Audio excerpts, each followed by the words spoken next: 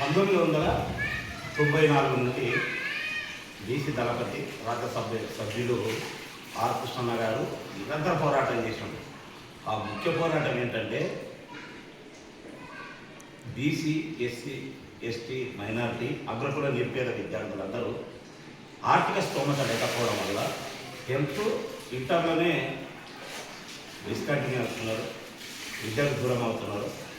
వీళ్ళు ఉన్నత చదువులు చదవాలంటే రాష్ట్ర ప్రభుత్వం ప్రైవేట్ కళాశాలలో చదివినా, ప్రభుత్వ పాఠశాలలో చదివినా ఖచ్చితంగా రాష్ట్ర ప్రభుత్వం వీళ్ళ ఫీజులు భరించాలనే ఉద్దేశంతో నిరంతరం పోరాటం చేసి చూస్తున్నా.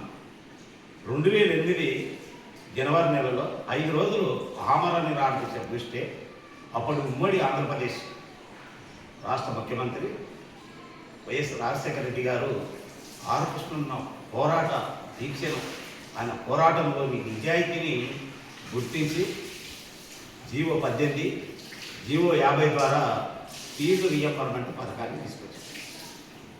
అంటే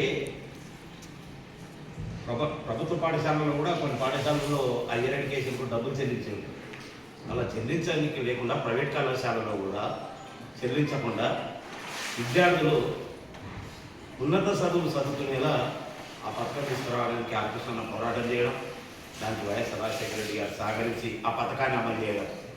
అంటే తెలంగాణ రాష్ట్రం ఏర్పడే వరకు 2008 నుంచి 14 వరకు ఎప్పుడు కూడా ఫీజు రీయింబర్స్మెంట్ మరి విద్యార్థుల స్కాలర్షిప్లు ఎక్కడ కూడా నిధులు ఆగలేదు. నిరంతరం నిధులు విడుదలయ్యేవి. విద్యార్థులు కూడా లక్షలాది మంది విద్యార్థులు ఉన్నత చదువులు చదివారు, విదేశాలకు వెళ్ళారు, ఉన్నత స్థానాల్లో జీవిస్తూ ఉన్నారు.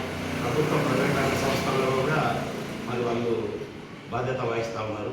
తెలంగాణ రాష్ట్రం ఏర్పడిన తర్వాత కేసీఆర్ పాలన ముగిసే నాటికి ఈ రాష్ట్రంలో ఫీజు రీయింబర్స్మెంట్ బకాయిలు 4,000 కోట్లు ఉన్నాయి.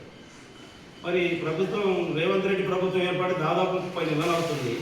విద్యాశాఖ ఆయన సంకలనం పెట్టుకున్నాడు.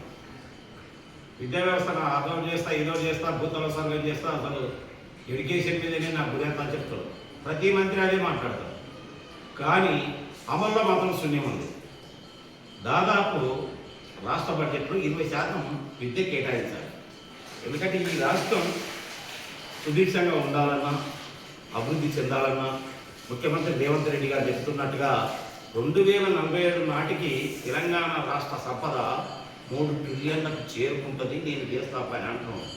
3 ట్రిలియన్లకు చేరుకోవాలంటే గుట్టలకు రాళ్ళు కొడితే, మట్టి మోస్తే, గుణాలలో రాలేస్తే రాదంటే ముఖ్యమంత్రి గారు విద్య ద్వారానే వస్తుంది. విద్య ద్వారానే మేధస్సు వస్తుంది. ఆ మేధావి వర్గానే సంపద సృష్టిస్తుంది. కాబట్టి ఈ భారతదేశంలో ఇప్పటికే దశ దిశ నిర్దేశకంగా తెలంగాణ రాష్ట్రం ఉంది. అది ఇంకా బంగారు భవిష్యత్తు ఉన్నది. ప్రపంచానికి దశ దిశ నిర్దేశం కావాలంటే విద్యా వ్యవస్థ బలోపేతం కావాలి. విద్య ఉంటేనే విజ్ఞానం ఉంటుంది, విజ్ఞానం ఉంటేనే విత్తం ఉంటుంది, విత్తం ఉన్న చోటే అభివృద్ధి. విత్తం అంటే ఆర్థికంగా, ఆర్థికంగా వెళ్ళినప్పుడే అభివృద్ధి చెందుతుంది. మరి మీరు 30 నెలల్లోనే దాదాపు 6,000 కోట్ల ఫీజు రీయింబర్స్మెంట్ బకాయిలు పెట్టారు. 600 కోట్ల రూపాయలు కూడా సరిగ్గా విడుదల చేయలేదు. విద్యాశాఖ మీరు సంకలనం పెట్టుకున్నారు. దాదాపు మొన్న ఈ వార్షిక బడ్జెట్, ఈ సంవత్సరం వార్షిక బడ్జెట్ అసెంబ్లీలో ప్రవేశపెట్టిన వార్షిక బడ్జెట్ అక్షరాల 3 లక్షల కోట్ల 24,234 కోట్ల బడ్జెట్లో మరి మా విద్యార్థుల ఫీజు బకాయిలు చెల్లించడానికి ఒక 8,000 కోట్లు చేయడానికి రాదా? దాంట్లోకి 3,24,324 కోట్లల్లా, లక్షల కోట్లల్లా దాదాపు 10,000 కోట్లు ఇబ్బంది ఏంటండి. అంటే ఈ నిరుపేద విద్యార్థులు ఉన్నత చదువులు చదివితే అగ్రస్థానానికి వెళ్తారు. అగ్రస్థానానికి వెళ్తే వీళ్ళు మేధావులు అవుతారు, ఆర్థికంగా బలపడతారు, రాజకీయంగా ముందుకు వస్తారు. వీళ్ళు చదవకూడదు అనే కుటుంబతోటే కదా మీరు విదేశాలకు వెళ్ళడానికి, మీటింగులు వెళ్ళడానికి మీకు డబ్బులు ఉంటాయి. ఇక్కడ పాలన గాలి వదిలేసి కేరళ, తమిళనాడు, ఇతర రాష్ట్రాల్లో ఎన్నికలు జరుగుతున్నాయి. అక్కడ ప్రచారం చేయడానికే మీకు సమయం ఉంటుంది. మరి విద్యా వ్యవస్థను ఎందుకు గాడిన పెట్టడం లేదు ముఖ్యమంత్రి గారని మేము బీసీ జాగృతి సేవ తరఫున ప్రశ్నిస్తూ ఉన్నాం. ముఖ్యమంత్రి గారు నిష్ణావంతులు ఎవరైనా ఉంటే వారికి విద్యాశాఖను అప్పచెప్పండి. మీతో అయ్యేలా లేదు. విద్యాశాఖకు దాదాపు 20% బడ్జెట్ కేటాయించారు. 8% కేటాయించారు. అయితే మొన్న కోర్టు కూడా తీర్పునిచ్చింది.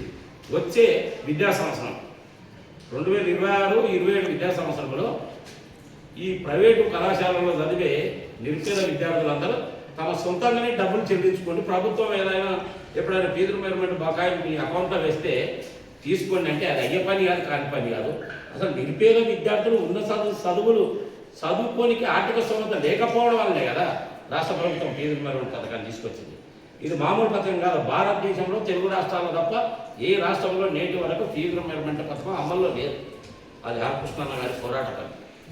దాన్ని నీరు గార్చి నిరుపేదలను విద్యకు దూరం చేసి ఈ రాష్ట్రాన్ని నిరక్ష రాష్ట్రంగా చేయాలనే కుట్ర పన్నెండు ముఖ్యమంత్రి రేవంత్ రెడ్డి గారు. ఖబర్దార్ రేవంత్ రెడ్డి గారు, ఉన్న బకాయిలను మొత్తం వెంటనే విడుదల చేయాలి.